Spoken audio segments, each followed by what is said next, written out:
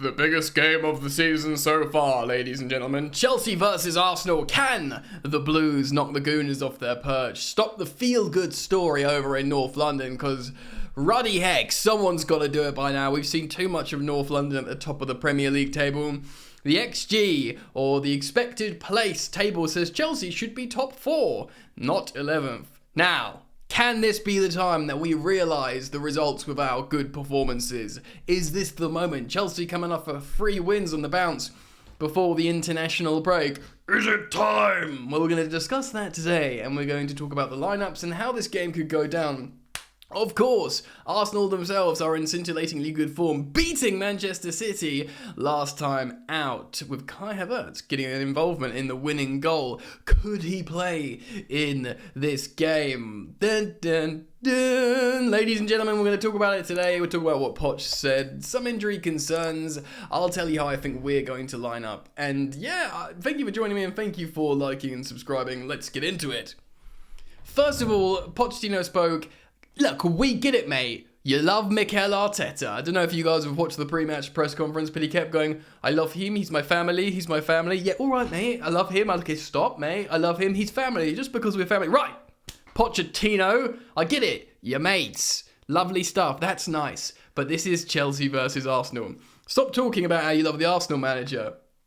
I guess maybe he thought if he was still Tottenham manager, oh, better not say that. You still can't really go on about it constantly when you're Chelsea manager. Oh, I love him so much. Yeah, just say, yeah, we've got a really strong relationship. You know, we were together at PSG briefly, and we're, you know, our family's friends. Bang! Don't mention it again. Stop, making kissy faces throughout the press conference. Look, maybe it's just me. God damn, look how many spots I've got. It's because I ate clean for about a month, and then had some sugar, and it just comes up through your skin. You know? Anyway, Pochettino, he spoke about responses of concerns of Fernandes and Caicedo, just like last international break. Are they back soon enough? Are they going to be fit? His responses did kind of dictate to me that, yes, they probably are going to be fit. No one talked about Reece James, I don't think, which is interesting, and I really wish we would have. But I'm going to show you how Arsenal lined up in the last game, and I'm going to show you how I would line up in this game. So this is Arsenal in the last game at home against Manchester City. As you can see, it's their favoured 4-3-3 formation here. Declan Rice winning man of the match on WhoScored.com. They had 3 times as many shots as Manchester City. Haaland completely nullified in that game. Quite interestingly, quite pragmatic midfield. Usually they go for really gung-ho with Havertz and Ødegaard playing as very offensive 8s and just Declan Rice sitting there. Declan Rice was there with Jorginho, so I guess this may have turned into more of a 4-2-3 ones at times, because if you look at that midfield 3 from Arsenal there, that's a Rice-Jorginho double pivot, if ever I've seen it, and you'd play Ødegaard, a very attacking midfielder, in the cam just on front. What's really interesting here is the front 3. Jesus going over to play over the right like he did for Man City. A lot of the time he does get a lot of success there. Playing Nketiah, two former Chelsea Academy boys there, Rice and Nketiah, both released from Chelsea when they were 14 years old. Maybe a point to prove, although, you know, Rice has plenty of opportunity for West Ham, etc. And Nketiah, I believe, has already scored against Chelsea. But yes, and Trossard completing that front 3. Of course, if you look at the bench there, the bottom, Havertz and Martinelli both coming on. Martinelli scored the goal. Now, I think Martinelli will start, and I think Bukayo Saka will start as well. I think they've been talking about how desperate he is to play against Chelsea. Of course he freaking is. So for me, personally, I would move Gabriel Jesus into the middle. I'd of course move Saka over to the right wing, his preferred position, and Martinelli would start on the left, I think. So this would be the first choice strongest front 3 of Arsenal: Martinelli, Jesus, and Bukayo Saka. I do wonder if Havertz starts this game as well. I don't think Jorginho is going to start. I think it will be Rice, Ødegaard, and maybe Havertz. I have a feeling that they're not going to pay us the same respect as they did to Manchester City. And you'd probably have to say, quite rightly, but though Manchester City without Rodri are just from their perspective, a worryingly different team. I have a feeling that this will look at the same lineup as you can see there at the back, but we will see a front 3 of, like I said, Saka, Jesus in the middle and Martinelli on the left. And I think the midfield three would be Rice, Ødegaard, and I have a feeling that Havertz might play an attacking 8, which I must say, I would like that. I would like that because I don't think he's going to get grief from the crowd, Havertz, which can go both ways, can't it? It can get inside the player's head and they don't play well, or they get riled up and play really well. There was like a bit of talk like, oh, should Havertz get booed at, when he comes to Stamford Bridge? No, why? Why? That just makes no sense whatsoever. The dude owes nothing to Chelsea. Like, he came as, and I don't mean this in a derogatory sense, but he came as a mercenary. Look, Mason Mount, people upset Mason Mount left because he was supposed to be Chelsea. Like, the boy who got the banner, the boy who had a dream over, the shed end and all that kind of stuff, and said that he bleeds blue, he loves Chelsea, and then he F's off to Manchester United. I understand people are upset about that. But Havertz, he didn't grow up supporting Chelsea. He had an amazing couple of seasons at Leverkusen. Loads of clubs were in for him. Bayern Munich, Real Madrid, Chelsea. Chelsea got him at the time, like Granovskaya, and people were like, yeah, this is like our, Eden Hazard. No one was as excited as, since we got Eden Hazard in terms of a player that everyone wanted, but Chelsea just got because they could, rather than they were like, he needs to fit the plan. Whereas at the moment, you'd have to say the players that were buying for Poch fit the plan. But yeah, it very much was a YOLO signing, Kai Havertz. But he was is an amazing talent that everyone wanted, Chelsea bought. Now, Chelsea got an amazing deal selling him to Arsenal because we got 68 million quid, nearly how much we paid for him. But the value on the books in terms of financial fair play, the book value was 25 million. So it was massively, and considering he wasn't he's hardly prolific in the Prem, it was a great deal for Chelsea. Everyone agrees. But he doesn't owe anything to Chelsea. He scored that goal, great. We'll thank him for that. It's a mutually beneficial thing. He scores the goal against City. We win the Champions League. He wins the Champions League. He gets an opportunity to go to Arsenal, a team that's playing really well, and get a brand new contract on really high wages. Because, the fact how he's not been playing that well for Chelsea, holistically, but he can get a brand new 5-year deal, so an extra 2 years on what he's got on high wages, great. He wasn't going to get that at Chelsea, and he's probably thinking, Chelsea have signed Christopher Nkunku to play in that role I'd probably play in. I'm not going to play for Chelsea, and my and I don't have that financial security. Arteta's gone in his ear and says, yeah, mate, we'll play you all the time, we'll give you massive wages, and by the way, we're playing better than Chelsea at the moment. Go, fine, off your pot, mate. I've got no issue. With that. I do have certain issues with certain players going, but not Kai Havertz. So to the people who want to boo him or whatever, I think it's just silly, mate. I know it's the theatre of football, but we move. Let's look how I would line up. Cool. So this is what I'm using homecrowd.com. This is how I would line up. 4-3-3 formation. Now, ladies and gentlemen, Sanchez in goal, uncontested, of course. I believe he won Save of the Month last month. Good for him. Good for you. Colwill will retain his place at left back, of course, in the absence of Chilwell, but also just being Pochettino's preferred left back choice. Of course, even playing for England at left back over the international break, making his debut. Now, James, the mystery of Reece James, we still haven't figured out yet. So the fact that Malo Gusto will be returning, and he will have hopefully be in confidence of making his debut for the France first team. Of course, he's 20 years old now, I believe. Gusto, he must have only recently turned 20, but he's still an under 21 in terms of age, yet he's playing for the France first team now. Of course, he served his 3-match ban, and because Reece James has had a setback, you can bet your bottom dollar Gusto will start there. Of course, Cucurella is an option, and should either Gusto or Colwill come off, I think Cucurella will come on and replace whoever comes off respectively. So now we can be a little bit more actually, yeah, it's good that we got Cucurella. Before it was just get rid of him. Can we sell him in the summer? It'll be really good to sell him. And look, I've always maintained there's a great player in there. But there was that kind of idea where it was a mistake to buy him, and if we can sell him for 50 million or for 40 million or something, that we should just do it. But now, the fact how he can put in such good performances at right back, and obviously, theoretically, you should trust him as a left back cover, it's good. Obviously, as well, we could see Martz in there, but I very much doubt it. Pochettino doesn't play him there. Now, interestingly, there are doubts over Axel Disasi, which means, basically you could see this. I think Thiago Silva will start. I think he's been looking after himself really well. I think he might move over to right centre-back as a right footer. And Badiashile, who has been training, and is a left footer, of course, I believe could start left centre-back. Now, in the absence of Disasi, where's Fofana, Trevoh Chalobah, that's 3 centre-backs, and one of your centre-backs is playing left-back.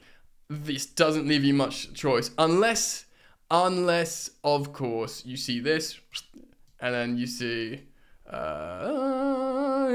Cucurella. So then, yes, you play Cucurella at left-back, you play Cole at left centre-back, you play Silva, Gusto. People might think this is a more sensible thing to do because Badiashile just simply doesn't have match fitness. Personally, I think Matt Badiashile is very good left footer, and he should go in. And I do worry about Cucurella. He seems to play better at right back at the moment than he does at left back. But who knows? We could see this. But Cucurella playing against Bukayo Saka generally gives me nightmares. So I'm I'm going to put Colville there, and I'm going to do what I said and put Badiashile as a left-footed left centre-back there and just trust him to start this game and trust him to play. We can see the midfield three, the balanced midfield three of Caicedo as a holding midfielder. It does sound like both Moises and Enzo are good to go from what Pochettino said. So we'll have to see the balance. We'll hopefully see the balanced midfield continue with Caicedo sitting, Fernandes as a left number 8, and Gallagher as a right number 8. Of course, both also getting back and defending well. Very functional midfield there, which we're going to need big time. Nico Jackson will have to start as a striker, of course. Brui's had a setback since his reintroduction. Nico's good to go, and he would fancy this as well. Cole Palmer, people worried about his injury situation with the under-21s. He was sent back, but he's pictured training, and he's not been mentioned. He's seemingly one of the most important players in the Chelsea team at the moment. Absolutely no doubts about it. Cole Palmer starts on the right of the front three here. Now, who's going to start on the left? Is it going to be Raheem Sterling? The senior sort of figure that Pochettino leans on, or is it going to be the, wait for it, I'm going to say these words, is it going to be the in-form Mykhailo Mudryk? Oh, it feels weird. But he's in form. He scored for Chelsea against Fulham. He nearly set up a goal in the following game. He scored a lovely goal for Ukraine, and he's just looked good. He's looked confident. So, yeah. I would start Sterling and bring Mudryk off the bench. And I don't know, like the thing is with Mudryk, obviously there's the narrative, isn't there? There is the narrative because of the Arsenal link. I think he must have he played in probably the second half of last season, and would have got like some grief from them. But he is looking good, and we know for a fact he can link up with Nico Jackson. Jackson can drift over to the right, and Cole Palmer is a right winger, but he's also a number 10. And suddenly, you have a diamond, ladies and gentlemen. Although we're playing very conservative fullbacks, we're not playing. It's not hardly like Reece James sitting there and Ben Chilwell sitting there and getting up and down. Colwell is a centre back, and Gusto. I was thinking it was Cucurella. Gusto is dynamic and gets up and down. Excuse me, that's my brain is washed with Cucurella everywhere. Gusto is dynamic and get up, but it's actually quite exciting actually. So because you can see this lopsided. This back three sort of lopsided asymmetrical formation now, which you will see often, where Colwell will tuck in, Gusto will get up high, and that's great because he can serve up balls into Nico Jackson. When Colwell does go up, he will also play in balls to Nico Jackson. Of course, remember that assist Colwell made for Mudryk, splitting the defenders down the middle. He caught on his chest against Fulham and finished. Great from Colwell. But I think if we play Gusto, a really dynamic right back, that at times in possession we can make a back three. Gusto can get forwards, and in fact it can be a little bit of a 3-4-3, depending on how wide Fernandes wants to get. But yeah, I feel like there could be an overload on the right hand side, especially so we get Palmer there, tucking inside. Mudryk can keep chalk on his boots, being available outlet, and suddenly you've got a big overload with Gusto running there on the right hand side, Palmer receiving it, Jackson dropping deep, and hopefully combining and scoring past David Raya. In terms of substitutions, I think probably Mudryk will start. Starting will start. We'll see Mudryk come on. I would actually really like to see Noni Madueke, because I know he is in the naughty corner a little bit for Pochettino, but he scored 3 goals in 2 games for the under-21s. He does look like, he can come on and do well in the big game, like he scored against Man City at the end of last season. I think really he's a really good option for that. I have a feeling Nico will play the 90 minutes because we don't have another striker at the moment. And also I have a feeling that if we want to just see a game out, you might see the likes of Enzo Fernandez come off and see Leslie Ugochukwu. And in that case, I feel like we might look to a 4-2-3-1 with 2 CDMs, but a very defensive Conor Gallagher play sort of thing. Because even though he can play quite attacking, it could be like that. And to be honest, you could have like a flat 4-3-3 like that. And if you're defending a win against Arsenal, boy, you got to defend it well. Because Arsenal have got the late minute goal vibes at the moment, haven't they? So you really got to dig in. I don't think we will play defensive, but I like the fact how Pochettino can try and see out a game and turn to the likes of Leslie Ugochukwu to essentially see out a game. I think that's really, really important. Now, yes, I want to speak a bit more on Mudryk. Of course, it is going to be the narrative. It will get booed on the ball when he picks it up. He'll also, despite, I hope, I pray that he's settling a little bit and finding confidence, and he's finding a little bit more composure, which is really, really important for the youngster, something that he's been generally lacking throughout his Chelsea tenure so far. So if he finds some calm and composure, that will be tested by Arsenal fans booing him on the ball, touching the ball, probably giving it, what a waste of money. That chant's very much in vogue at the moment. But if he scores a goal, then the narrative will be rife from all football pundits, broadcasters, platforms. They'll be like, oh, Mudryk was linked to Arsenal, he scored against him. Wouldn't that be nice? I would like it, wouldn't you? Indeed. Alright, let me know what you think. I'm going to do a score prediction. I am terrified of Arsenal at the moment. They're a very good team. I am going to say... I'm going to say 1-1. And I'll probably be quite happy with that considering where they are at the moment. Our recent record against Arsenal is terrible. We used to just actually absolutely have them on a leash for many years. But yeah, recently it's really, really bad. If we make them drop points against us, that is a tick for me for the moment. We are in a transitional phase. They were theoretically in a title race last season. So if we I'd love a win. I'm going to predict a 1-1 draw. I think the reintroduction of Martinelli and probably Bukayo Saka will just be intense, and there'll be times when they pin us back. But let me know what you think, friends. Please do comment down below. I'm interested in reading your thoughts, feelings, and opinions. You're all welcome to subscribe if you want to, and thank you for liking the video. And yeah, see you in a bit. Peace.